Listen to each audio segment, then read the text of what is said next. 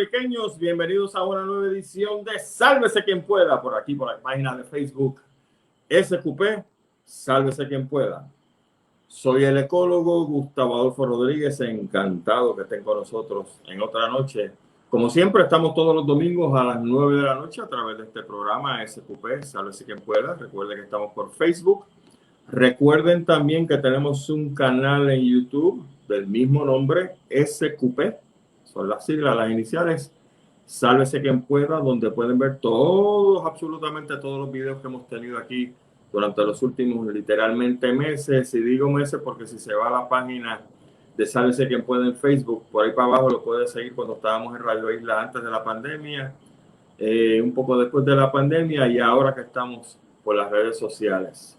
Estamos también hablando de redes sociales a través de Instagram, de Twitter, @salvecpr. Y por supuesto, estamos en un total de 15 plataformas de podcast, todas las cuales están disponibles en la lista completa en el canal de YouTube para que usted las verifique. Y usted escoge cuándo quiere escuchar el programa. Si se lo perdió hoy porque está viendo Miss Universe, no hay problema. La idea es que usted escuche este programa. Si lo quiere escuchar cuando está haciendo cositas en la casa, como yo hago en algunos programas diferidos que escucho, pues fantástico. Pero no se lo pierda porque esta noche, igual que hicimos durante el mes de abril, estuvimos discutiendo una serie de temas ambientales que no eran temas fresitas, ¿eh? Estuvimos hablando sobre el problema del agua que vamos a tener, y no se pierda ese programa con Carl Axel Soderberg. Estuvimos hablando sobre el asunto de las abejas, tan importantes que son para la agricultura, así también como los animales exóticos, el gran problema que tenemos con los animales exóticos. El Departamento de Recursos Naturales pues está mirando para otro lado, como usualmente ocurre. Aquí no pasa nada y ya vemos veremos lo que va a pasar con tanto exótico aquí. Y así por el estilo nos enveramos en llevar a ustedes durante el mes de abril estos temas ambientales. Hicimos una pausa a principios de mayo para tratar el tema del magisterio, porque así me lo habían pedido. La semana pasada estuvimos tratando el tema de las relaciones pareja, ya que era el Día de las Madres precisamente, con el caso de Keishla y Andrea. Y hoy cerramos el ciclo ambiental que teníamos durante el mes de abril, mes del planeta Tierra. ¿Con quién lo vamos a cerrar? Pues tenemos un invitado de lujo, porque fíjense que tratamos el tema del agua, los exóticos, las abejas, etcétera, etcétera. Ay, pero no hemos hablado de desperdicios sólidos. Y si usted se cree allá afuera que las cosas andan bien con el tema de la basura porque se las recogen una vez a la semana, amárrese de los cinturones porque la información que tenemos hoy probablemente no le guste y lo va a poner a pensar, ¿sabe? Porque el hecho de que ahora supuestamente en el censo bajamos de 3.4 a 3.2 millones de personas en Puerto Rico, eso no quiere decir que aquí la gente dejó de comer y dejó de consumir, y esa basura que nosotros estamos generando, ¿a dónde se va? Se lo vamos a enviar a alguien allá afuera porque a lo mejor aquí los vertederos los cierran. Pues esas y muchas otras preguntas vamos a estar dialogando con el doctor y profesor Javier Quintana. El profesor Quintana posee grados de doctorado y maestría en Ingeniería Eléctrica de Rensselaer Polytechnic Institute de Nueva York y un bachillerato en Ingeniería Eléctrica de la Universidad de Puerto Rico, recinto universitario de Mayagüez. Es un ingeniero electricista que ha estado en la práctica profesional, de la ingeniería desde el año 2003. Es ingeniero profesional registrado en Puerto Rico, miembro del Colegio de Ingenieros Agrimensores de Puerto Rico y miembro del Instituto de Ingenieros Electricistas. El profesor Quintana es decano de la Escuela de Ingeniería de la Universidad Interamericana en Puerto Rico, recinto de Bayamón. Además, se ha desempeñado como catedrático auxiliar en el Departamento de Ingeniería Eléctrica del Recinto Universitario de Mayagüez y profesor adjunto de Ingeniería en la Universidad Politécnica en San Juan. El profesor Quintana ha servido como director ejecutivo de la Autoridad de Energía Eléctrica. Yo sabía que había escuchado ese apellido. Director ejecutivo de la Autoridad de Desperdicios Sólidos. Administrador de la Administración de Asuntos de Energía. Miembro vicepresidente de la Junta de Gobierno de la Autoridad de Energía Eléctrica y enlace entre el Departamento de Energía de Estados Unidos y el Gobierno de Puerto Rico. Ha representado a Puerto Rico en la Asociación Nacional de Oficinas de Energía y la Junta de Energía de los Estados del Sureste en los Estados Unidos y ha sido galardonado, por poco no me sale, como ingeniero distinguido para el año 2012 por el Instituto de Ingenieros Electricistas del Colegio de Ingenieros Agrimensores de Puerto Rico. Casi nada. Qué bueno que está con nosotros el distinguido profesor y decano Javier Quintana. Muy buenas noches, profesor. Buenas noches, Gustavo, y muy buenas noches al pueblo de Puerto Rico que nos escucha en la noche de hoy. Muchísimas gracias por la invitación. Qué bueno que lo tenemos nosotros que tenerlo con nosotros esta noche. Gracias por aceptar nuestra invitación. Bueno, profesor, el tema que tenemos en la noche de hoy es el asunto de la basura, de los desperdicios sólidos. Y sé que tenemos un programa como de 4 horas, si yo suelto los caballos aquí, pero vamos a tener que circunscribirnos a 1 hora. Y vamos a arrancar con el asunto de desperdicios sólidos, del significado de un desperdicio sólido, que acá en el pueblo le llamamos basura. Así que, profesor, ¿qué significa? ¿Qué es un desperdicio sólido? Básicamente, en términos generales, ¿verdad? Son aquellos materiales que nosotros desechamos como materiales que no utilizamos o no necesitamos. Lo puedes clasificar, ¿verdad?, en lo que serían desperdicios sólidos peligrosos y los no peligrosos. Aquellos desperdicios no peligrosos, esos son los que típicamente generamos nosotros en nuestros hogares y que van a los vertederos del país, o que en algunos casos nosotros desviamos de lo que es la corriente de los residuos sólidos y los utilizamos para reciclar y otros propósitos. Los desperdicios no peligrosos, ¿a qué se refiere? Bueno, en este caso, los desperdicios no peligrosos son aquellos desperdicios que no son tóxicos o que no tienen un daño significativo al ambiente. Porque la realidad es que todos estos residuos sólidos, pues, de una manera u otra, tienen su impacto al ambiente, ¿no? ¿Y los peligrosos? Adelante, sí. ¿Y los peligrosos, profesor?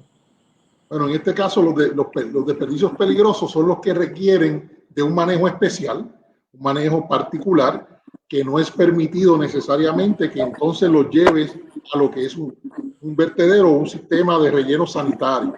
Y entonces requieren unos vertederos especializados o unas técnicas de manejo, de disposición especializadas. ¿Y quién genera desperdicios peligrosos en Puerto Rico? Bueno, en este caso, algunas operaciones industriales generan desperdicios peligrosos, ¿verdad? Que eso es lo más común. En algunos casos se destina a lo que se llaman vertederos industriales, o tienes que buscar maneras particulares o distintas al meramente llevarlos a un vertedero para tú poder manejarlos. Los componentes médicos, quirúrgicos, ¿eso se considera un desperdicio peligroso? Bueno, en este caso, si lo que es desechos médicos, etcétera, ¿no? Pues en ese caso son residuos sólidos que requieren un manejo distinto y diferente a lo que es la corriente normal de los desperdicios sólidos, que para que el ciudadano nos entienda, pues es básicamente estos residuos sólidos que viene el camión de la basura, ya sea en las mañanas o en las tardes, y los recoge en nuestros hogares y los lleva a un vertedero. Ajá. En el caso de los vertederos industriales, ¿existen en Puerto Rico? Porque yo tenía entendido, de lo poco que sé sobre desperdicios sólidos, que solamente hayan vertederos regulares, ¿no? Los que se sí, bueno, mira, en el área sur, creo que en el área de Ponce, había un vertedero industrial, pero la realidad es que la mayoría de los vertederos, y para que tengas una idea, Actualmente en Puerto Rico tenemos unos 29 vertederos en operación. Correcto. Esos vertederos reciben residuos sólidos municipales, que es el tipo de basura que nosotros generamos en nuestros hogares típicamente. Ok. ¿Y en esos vertederos regulares se puede llevar desperdicios peligrosos? ¿Se pueden echar? No. Pero entonces solamente me dice que hay uno solo industrial. Entiendo que hay uno solo industrial, correcto. ¿Y cuál es la vida útil de ese vertedero industrial? Bueno, mira, lo que ocurre es que en muchas ocasiones estas compañías o empresas que generan este tipo de residuos sólidos o desperdicio lo sacan fuera del país. Ok. Y entonces lo manejan en Estados Unidos o en vertederos especializados para esos propósitos. Ok. Siempre escucho, profesor, de que supuestamente cada uno de nosotros en el término de un año genera aproximadamente 5 libras de basura diario, ¿no? Creo que ese es el número. Correcto, ¿correcto? Sí. Eso es, mira, ese dato, ¿verdad? Se hablaba del mismo ya cuando yo estaba en la Autoridad de Desperdicio Sólido, que para que tengas una idea, te estoy hablando de aproximadamente el año, el 2005 al 2008, aproximadamente. Sí. Pero ese dato no ha cambiado significativamente. Sí es importante mencionar que ese dato incluye lo que son residuos de la construcción. Que en esa época y en épocas anteriores eran bastante significativos. Sabemos que en Puerto Rico la industria de la construcción pues ha mermado significativamente, por lo tanto ese tipo de residuos se ha disminuido. Lamentablemente, para tú determinar la cantidad de residuos sólidos que se generan, cuánto se produce por persona, qué tipo de residuos sólidos se está generando, pues eso requiere que se hagan una serie de estudios que le llaman estudios de caracterización. Y es que se va una persona, una firma, ¿verdad? A los vertederos donde se llevan los residuos sólidos, y allí están y ven lo que está llegando, y entonces se hace una distribución de lo que llega realmente al vertedero. Esos estudios ya van unos cuantos años que no se realizan. El último que yo recuerdo fue para la época poco antes de yo estar en la Autoridad de Desperdicio Sólido, que ya van unos cuantos años. Sí. El tipo de residuo sólido que se produce, pues obviamente depende de la sociedad en que se está produciendo. Sí. Los patrones de consumo que tiene esa sociedad, las actividades industriales, lo que es la actividad económica, también su cantidad depende pues del número de personas que generan esos residuos sólidos. En Puerto Rico lo que has visto, pues mayormente ves una tendencia a una reducción poblacional. Lo que yo te diría es, y también en los últimos años hemos tenido pues un declive económico en la economía. Por lo tanto, yo te diría que esperaría que la cantidad de residuos sólidos generados se redujera.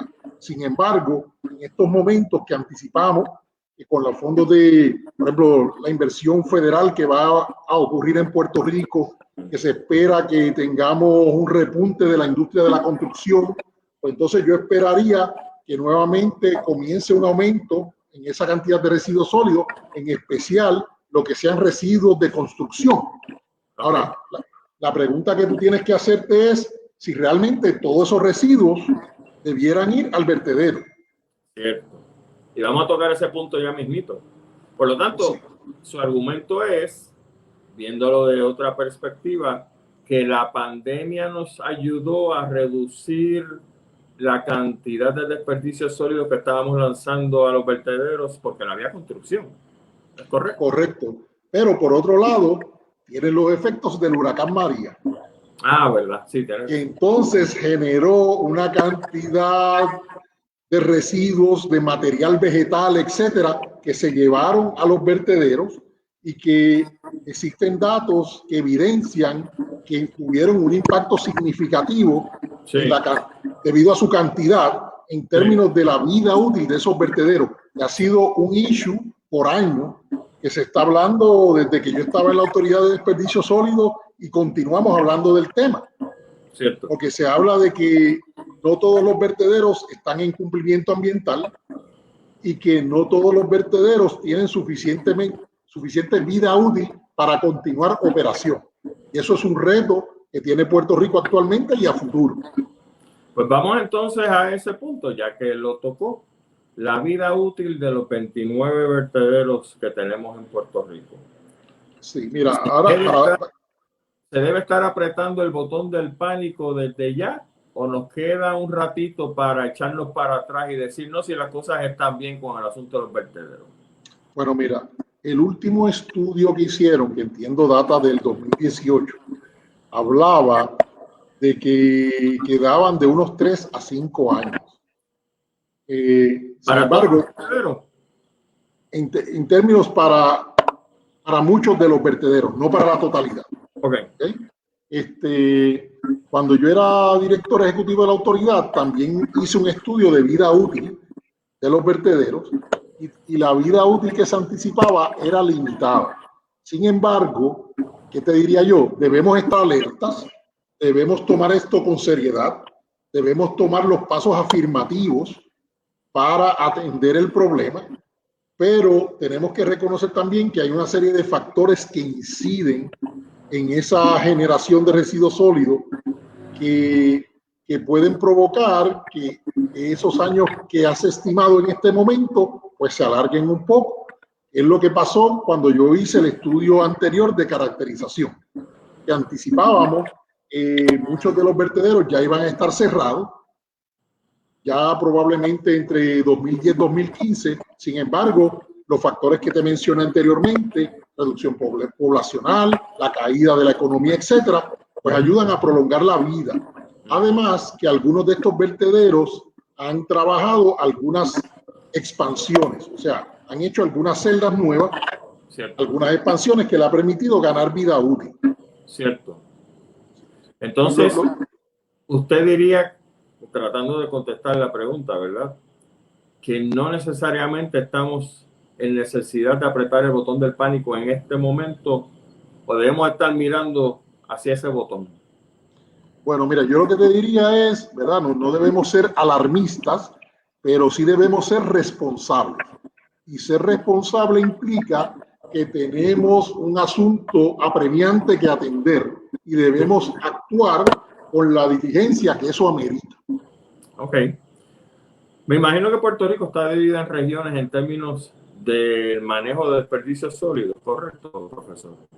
Bueno, pues mira, hace muchos años atrás se habían presentado unos planes donde se pretendía o se perseguía como objetivo dividir a Puerto Rico en regiones.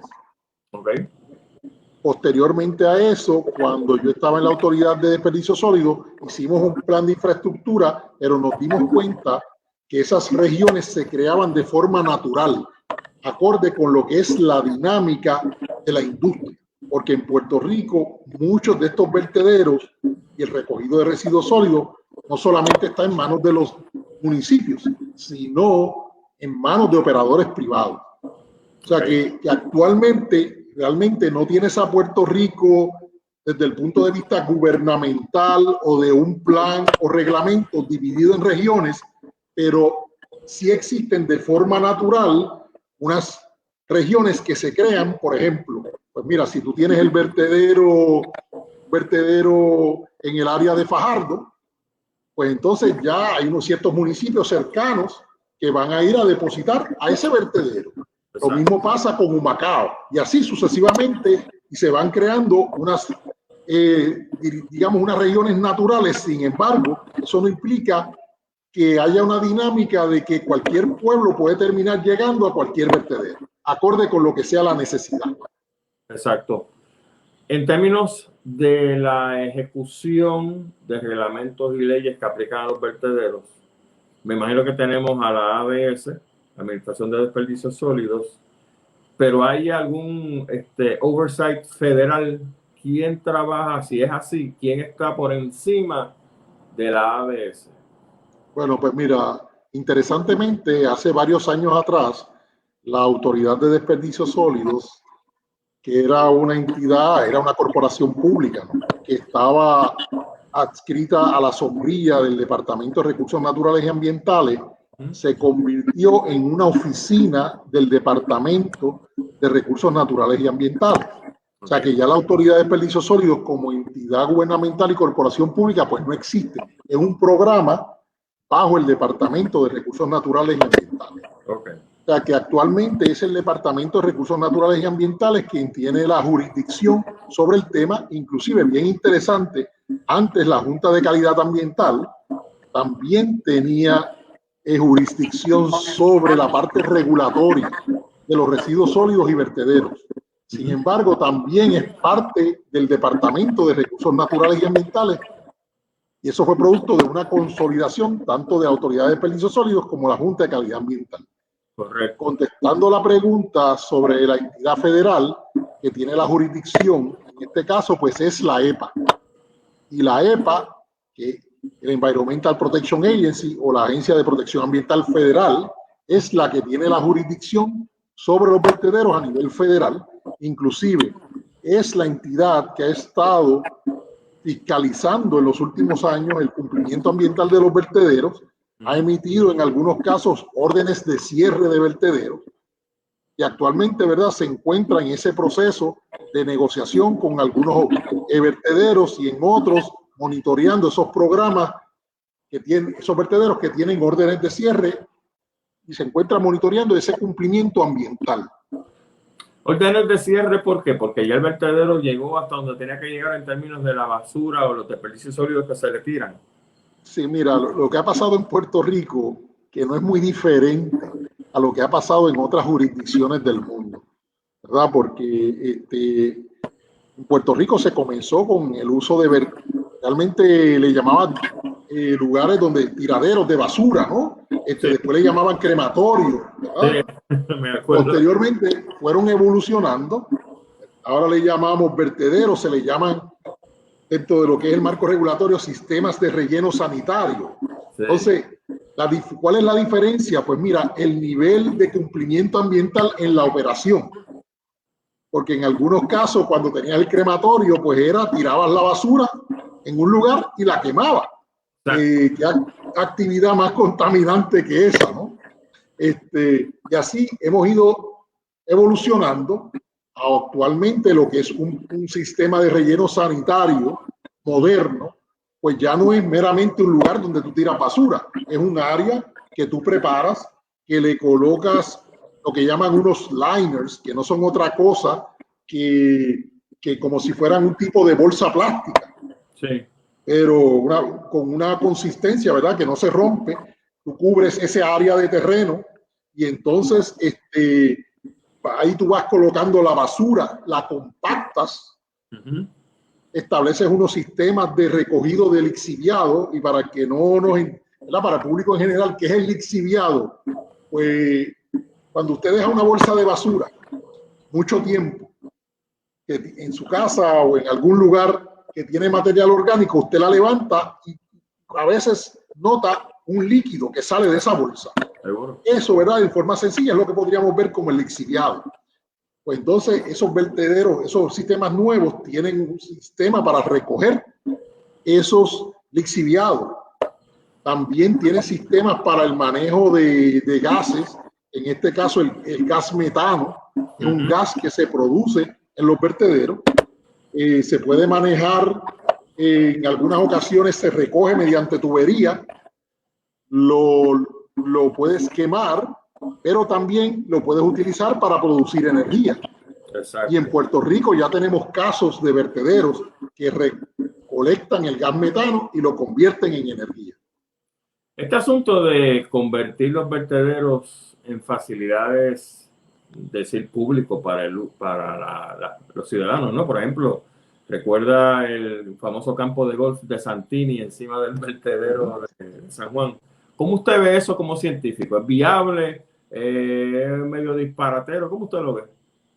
Bueno, mira, la realidad es que nosotros debiéramos poder buscar buscar la alternativa para reutilizar esos terrenos en la medida que sea posible. Sí. El uso de esos terrenos pues son limitados. Sí. Por ejemplo, hubo un estudio que se hizo hace varios años donde se evaluó el uso de vertederos para colocar sistemas solares fotovoltaicos, ¿verdad? Para producir energía, que era una posible alternativa. Sí, la realidad es que cuando llega el momento del cierre de un vertedero, sí, pues sí, usted tiene que cubrir ese vertedero, tiene que hacer unos procesos para coger esos gases, hacer un manejo de ese vertedero, de forma tal que usted pueda controlar cualquier efecto de contaminante al ambiente. Hemos visto pues usos posteriores, le diría, se ha considerado opciones para producir energía. Se vio el uso de este vertedero de San Juan, que se convirtió en un campo de golf, ¿no? Sí. Lo que sí es que estos terrenos pues no son terrenos tan estables. Imagínense, en el sistema de relleno sanitario usted deposita basura, sí, le tira una capa de 4 a 6 pulgadas de tierra, de terreno, lo compacta y sigue construyendo esa montaña. Correcto. O sea que es una montaña de basura compactada mezclada con tierra, hablando de arroz y habichuela. Sí. Por lo tanto, no es bueno para el tráfico de personas, porque del punto de vista del campo de golf, creo que era una buena idea porque tú estabas solamente en un área disparando tus bolitas de golf y no tenías que entrar a otro sitio para nada. Y en ese sentido creo que era una buena idea. Lo mismo ocurriría en caso de un campo de placas solares, profesor, que es completamente pasivo, no tienes que estar metiendo vehículos allí ni gente para nada, y entonces pues si la cosa cede un poco, pues uno espera, ¿verdad?, que no tenga ningún tipo de situación peligrosa. Y otro uso es, una vez el vertedero se cierra, poder utilizar ese gas metano que se produce, lo recoges mediante tubería y entonces lo utilizas para producir energía también. Sí, señor. Y me imagino que genera unos buenos dólares, ¿no? Bueno, pues mira, en Puerto Rico hay varios proyectos que se han trabajado. No es que vaya a solucionar el problema energético de Puerto Rico, pero por lo menos puedes hacer una aportación y más importante aún, el utilizar ese metano para producir energía es mucho mejor para el ambiente que simplemente quemar el metano. Porque típicamente lo que hacía, lo recogías en una tubería y lo quemabas. Yo me acuerdo, sí. Sabes que el efecto al ambiente del metano es mucho más dañino al ambiente que el mismo CO2. Sí, señor. Sí, señor. Por lo tanto, me imagino que cuando un vertedero está manejado por una entidad privada, ellos van a tratar de reducir sus costos y esa sería una excelente manera de reducir sus costos. Sacarle al gas. Correcto. Que me lleva entonces a la próxima pregunta. Usted entonces construye esa montaña artificial y la va a manejar. ¿Usted tiene idea de cuánto sale el manejo de uno de esos vertederos ya cerrados al año? Bueno, mira, la información que yo tenía era que cerrar un vertedero te puede costar varios millones de dólares. Estamos hablando de varios millones de dólares. Nada más el proceso de cierre, sí, okay, del vertedero. Ya yo te diría que mantenerlo una vez cerrado, pues ya es una operación más económica que puede estar en varios cientos de miles de dólares, pero lo que sí te cuesta es el proceso de cierre. De hecho, un punto bien importante aquí que mucha gente no sabe, pero estos vertederos en cierta manera son una fuente de ingreso para los municipios que los tienen. Sí, por dos razones. Bueno, una, porque el vertedero que es municipal, sí, cobra por recibir basura de otros municipios. Muy bien. Otro aspecto importante es que ese municipio que tiene un vertedero no paga por depositar su basura en un vertedero, lo que tiene un costo que puede estar entre 30 a 50 dólares por tonelada. Sí. O sea que si a veces hablamos de cerrar un vertedero, pero el cerrar un vertedero no solamente tiene unas implicaciones ambientales, sí, sino tiene unas implicaciones económicas, Sí, especialmente en el municipio que es el dueño de ese vertedero. sí, señor. Y ahora que estamos en el asunto de los chavos, que todo el mundo le quiere meter mano al asunto ese, ¿qué pasó con el tema de sacarle dinero a la basura quemándola? ¿Se acuerdan de aquellas cosas que querían hacer en Arecibo? Sí, mira, esa es lo que llamarías conversión de residuos sólidos a energía, mediante un proceso ya sea de combustión o gasificación, que le llaman. La realidad es que esos proyectos no han prosperado en Puerto Rico. Los grupos defensores del ambiente, entiendo que han hecho su trabajo y han sido efectivos en poder frenar ese tipo de proyectos en la isla. Es más, me atrevería a decirte que en estos momentos me parecería una locura que alguna compañía propusiera el establecer un proyecto de ese tipo en Puerto Rico, inclusive, para más decirte, la política pública energética que anteriormente consideraba la basura como un recurso renovable, fue enmendada para prohibir el uso de la conversión de los residuos sólidos a energía. Yo me acuerdo de ese TGMNG, pero usted es científico y como tal, pues usted y yo vemos qué está pasando en el resto del planeta para ver, pues, no tener comparación. ¿Qué está pasando en el resto del planeta con el asunto de convertir los desperdicios sólidos a energía? ¿Es viable? ¿No es viable? ¿Es contaminante? ¿Qué dice el jurado que está allá afuera? Bueno, mira, la realidad es que muchos países utilizan tecnologías de conversión de residuos sólidos a energía. Esas tecnologías pues han ido evolucionando en términos del mecanismo que tú utilizas para convertir esa basura a energía. La forma más sencilla es quemándola, ¿verdad? Obviamente eso es altamente contaminante, es a través del proceso de combustión. Ahora, se habla también de un proceso de gasificación, ese proceso de tecnología de gasificación que envuelve unas temperaturas mucho más altas y convierte ese residuo sólido en un tipo de gas, le llaman un syngas, que entonces es el que posteriormente se utiliza para la producción de energía. De esa manera tú puedes reducir un poco más la contaminación. Se hablaba en determinado momento de tecnologías de mayores temperaturas como tecnologías de plasma. Ese tipo de tecnología se estaba utilizando más para el manejo de residuos sólidos peligrosos, pero era altamente costosa. Sí. Lo que quiero decir con esto es, en otras jurisdicciones del mundo se utilizan estas tecnologías. En Puerto Rico, tengo que serte honesto, yo conozco de dos intentos que han llamado mucho la atención en la cuestión de la opinión pública. Uno fue el de Arecibo, que usted menciona, el otro era el del municipio de Caguas. No sé si usted recuerda, en Caguas también se proponía una planta. Sí. Realmente ninguno de esos dos esfuerzos ha podido prosperar. Ha habido una alta, o sea, oposición pública. Y yo diría, si usted ve lo que ocurrió en estos últimos años con la planta de carbón AES, que también se tomó la determinación de que esta planta, pues una vez complete su contrato, Puerto Rico no va a seguir produciendo energía con carbón.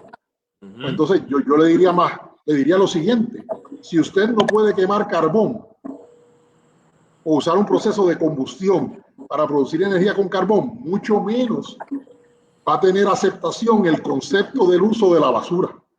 Cierto. O de los residuos sólidos. Sí, es cierto, cierto. Sí hay espacio, diría yo, para estas tecnologías que puedan utilizar los componentes, digamos, material vegetal, ¿verdad?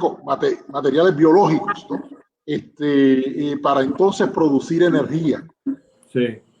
Pero ya para la basura per se, No. Lo interesante que usted está diciendo es que sí se puede aparentemente quemar la basura a altas temperaturas, pero para hacer eso usted necesita entonces tener mucho petróleo para generar el combustible para entonces hacer esto, ¿correcto? Y Sí, por lo tanto, aunque está reduciendo la contaminación en el ambiente, la huella de carbono por generar la temperatura alta usando el petróleo, pues sigue siendo la misma, ¿no? sí, porque en ocasiones tienes que hacer esa mezcla para poder lograr lo que ellos llaman una combustión homogénea. Claro. Así que en realidad uno no avanzó mucho en términos de la contaminación quemando basura, porque si tienes que elevar la temperatura, ¿de dónde rayos vas a sacar entonces esa Sí, temperatura? de hecho, yo siempre pensé, ¿verdad? Y sigo pensando lo mismo. Sí, El uso de tecnología para producir energía de la basura es un asunto importante desde la perspectiva del manejo de residuos sólidos como política pública, pero no desde el punto de vista de energía y política pública energética. Por ejemplo, usted no va a resolver el problema de Puerto Rico de energía quemando basura para producir energía. claro, claro. Sí vas a tener, si hicieras algo así, vas a tener un impacto significativo en la parte del manejo de residuos sólidos. Ahora, el vertedero y la tecnología para producir energía no son las únicas alternativas que usted tiene para manejar los residuos sólidos. Y por eso es que los que son expertos en el tema, ¿verdad? En el tema de política pública, hablan de un manejo integrado de los residuos sólidos. Sí. Eso implica no solamente es usted llevarlos a un vertedero o poder usarlos para producir energía, sino usted los reduce, pero también los recicla, ¿no? Claro. Y también los reusa. Esas son otras opciones de manejo. Si usted me dice a mí cuál sería la opción, bueno, preferiblemente lo mejor sería usted poder reducir, reusar y reciclar. Pero la historia, cuando usted mira la historia de los distintos países alrededor del mundo, en lo que es sus políticas de manejo y sus experiencias, pues la realidad es que la generación de residuos sólidos es un problema complejo. Y usted tiene que atacarlo con todas las herramientas que tiene disponibles para usted poder manejarlo y tomar control del mismo. Muy cierto. Vamos a hablar de manejo de desperdicios sólidos, profesor. ¿Por qué los gobiernos de turno se han dejado meter en camisa de 11 varas con el asunto de las gomas? ¿Qué está pasando? Nosotros no pagamos unos chavitos cuando compramos una goma nueva para supuestamente que el gobierno se encargue de coger esa goma y triturarla, no sé, hacer algo con ello. Y de momento el gobierno me dice que le sale que 7 millones de dólares ahora recoger todas estas gomas que están tiradas por ahí, tiradas, obviamente usando la palabra libremente porque están en las gomeras. Óigame, pero eso es el dinero que yo pago. ¿Cómo que ahora te va a costar 7 millones cuando hace meses, por no decir años, yo estoy pagando una contribución cuando compro la goma para que tú hagas ese trabajo? ¿Qué pasó, profesor? Mire, ese tema que usted trae es un tema súper interesante, porque yo en el 2005 trabajé con el problema de las gomas. ¿Ah, Y es sí? un problema repetitivo, año tras año. ¿Por qué?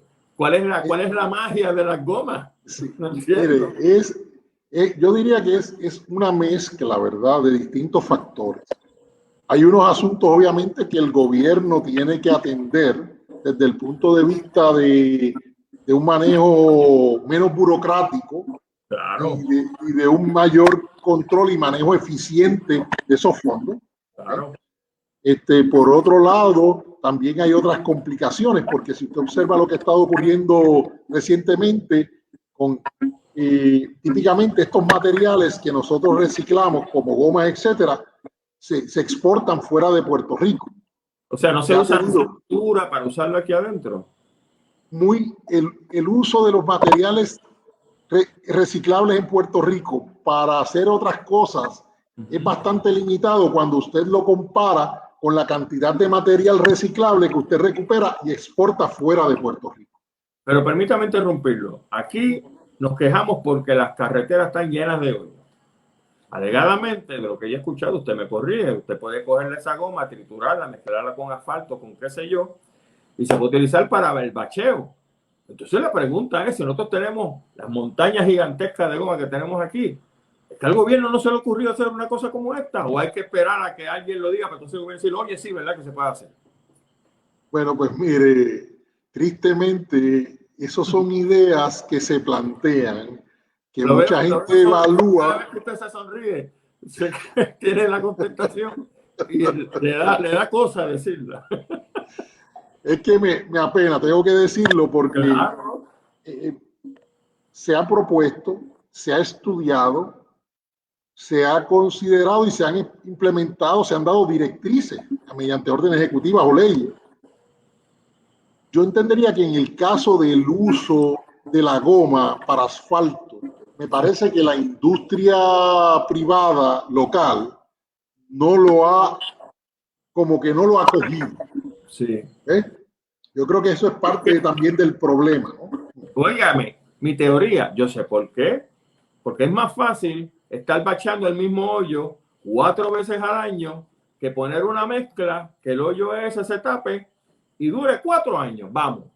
Porque así yo no tengo negocio. Mi negocio es bachar. ¿Me sigue, profesor? Lo sigo, lo sigo. ¿Era por eso? No sé.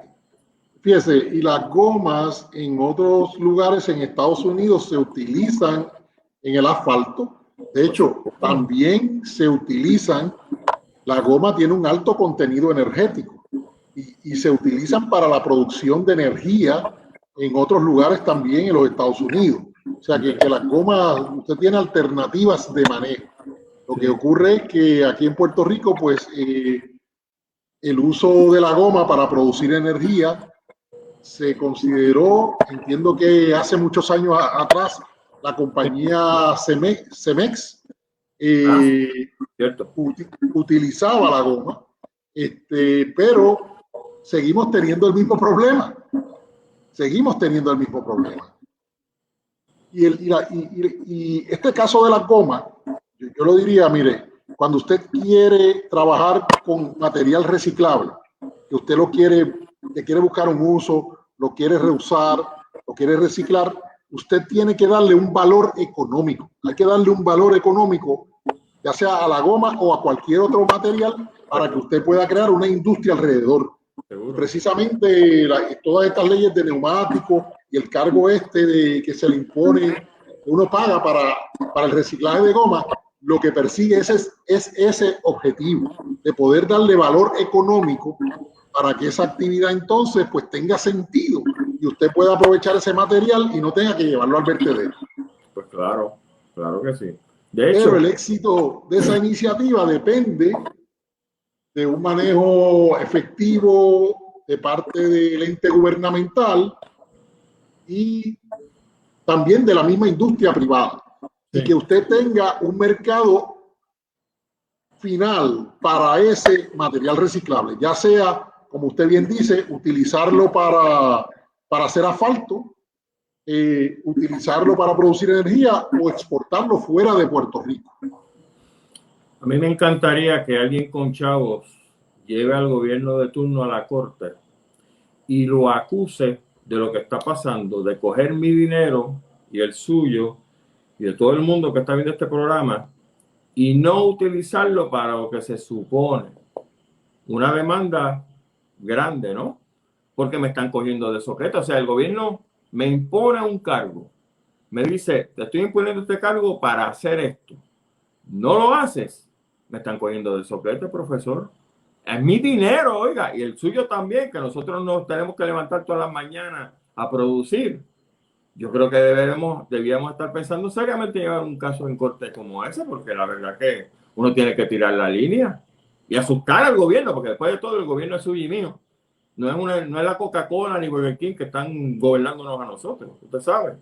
Nada, es un comentario que tiro así porque la verdad que me molesta que me cojan de soquete o me traten de coger de soquete y cada vez que necesito comprar una goma me duele porque no me están dando el servicio que se supone que usted y yo y todo el mundo en Puerto Rico que genera dinero nos merecemos.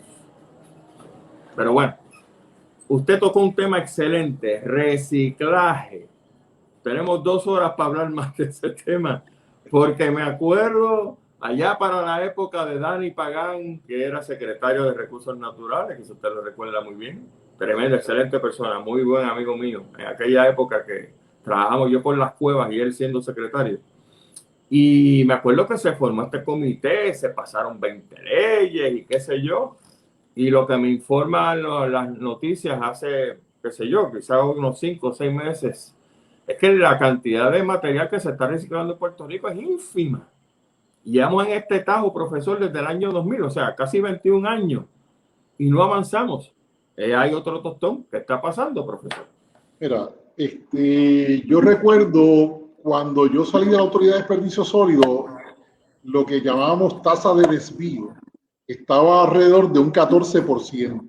Y te voy a explicar un poquito lo que es la tasa de desvío. Sí, cómo no. Porque la tasa de desvío incluye el material que usted recicla, que ese reciclaje clásico como plástico, como papel, etcétera, y también incluye estos materiales que iban al vertedero que usted los podía desviar o podía evitar que llegaran, como lo es el material vegetativo, sí, que lo trituras, etcétera, y lo puedes reusar, como lo es los residuos de la construcción, que también se pueden triturar, etcétera, ¿verdad? Pues estaba en un 14%. Ahora, si usted quisiera aumentar ese nivel de reciclaje, pues este reciclaje clásico, que es el papel, plástico, etcétera, pues ese depende mucho del recogido del material a nivel residencial. Entonces, usted tiene que crear toda una estructura para poder recolectar ese material, pero no basta con usted poder recoger el material, sino también tiene que crear un tipo de campaña de educación para que ese ciudadano que va a reciclar, pues sepa lo que va a reciclar. Pero aún así, todo eso no es suficiente, porque usted necesita tener un uso o un lugar a donde usted exporte, ya sea utilice ese material para algún fin particular o lo exporte fuera de Puerto Rico. Yo te diría que uno de los mayores problemas que hemos tenido en Puerto Rico históricamente es que los materiales reciclables no tienen un uso final localmente y entonces terminas exportándolos. Pero esa exportación depende de los vaivenes que tienen los países, las situaciones que tienen los países que te reciben estos materiales. En ocasiones tienen alta demanda, en otras ocasiones esa demanda merma y se reduce la cantidad de materiales que te reciben estos países y te crean problemas acá en Puerto Rico.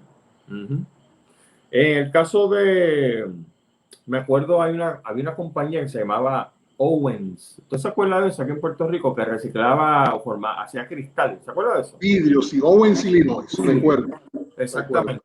Y entonces, ahora que estamos en plena pandemia todavía, lo que escuché los otros días era que había una crisis con estos vials, que son los potecitos de cristal, porque se está generando el líquido, que es la vacuna, pero los potecitos de cristal no se están generando. Y entonces pensaba, pero bueno, quizás si la OVA en Illinois no se hubiese ido de Puerto Rico, estaría esa compañía transformándose en generar esos potecitos de cristal. Usted sabe entonces el dineral que se estaría ganando una compañía en Puerto Rico que estuviera haciendo eso. Sí, mira, lamentablemente, yo te diría, el vidrio no se está reciclando en Puerto Rico.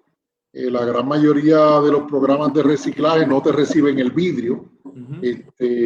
Owens, Illinois, en aquella época, entiendo que había movido sus operaciones para la República Dominicana. Entre algunas de las razones que se dieron para eso fue el alto costo energético, ¿no? Porque el reciclaje de vidrio es un material, es un proceso que demanda mucha energía. Sí.